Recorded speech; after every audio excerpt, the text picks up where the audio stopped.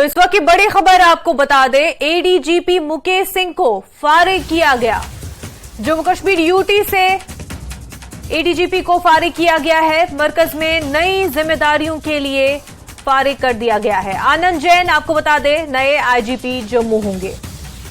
तो अहम खबर जम्मू कश्मीर से आपको बता रहे हैं। जम्मू से बड़ी खबर है, एडीजीपी मुकेश सिंह को फारिग किया गया है। जम्मू कश्मीर यूटी से उन्हें फारिग किया गया है। मरकज में नई जिम्मेदारियों के लिए एडीजीपी को फारिग कर दिया गया है। आनंद जैन जम्मू के नए आईजीपी होंगे।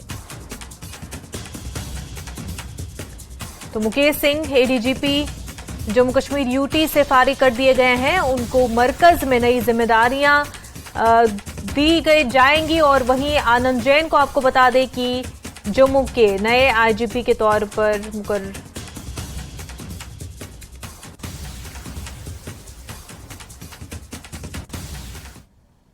आगे बढ़ते जम्मू के शिव शक्ति मंदिर रूपनगर में 10वीं भगवत कथा के चौथे दिन का इनेकाद किया गया। हमेशा की तरह भगवत कथा प्रवचन तजुर्बेकार रूहानी शख्सियत मिशन लाल भट्ट दे रहे हैं, जो भागवत में अच्छी तरह से माहिर है।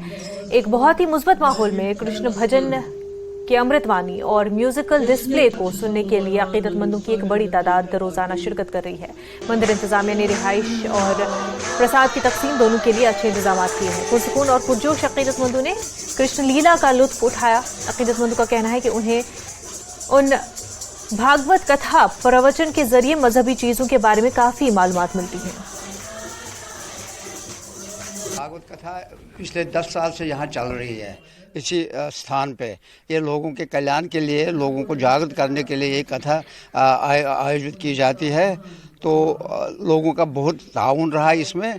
तो हम भगवान से ही प्रार्थना करते हैं कि हम सबका कल्याण हो। ये इसलिए हमने स्टार्ट किया है क्योंकि यहाँ पे हमारी बुजुर्ग माताएं बहनें हैं जिनको हिंदी ज़्यादा समझ नहीं आती है। तो यहाँ पे ये कश्मीरी में हम ये भागवत कथा कर रहे हैं। भूषण लाल जी भट्ट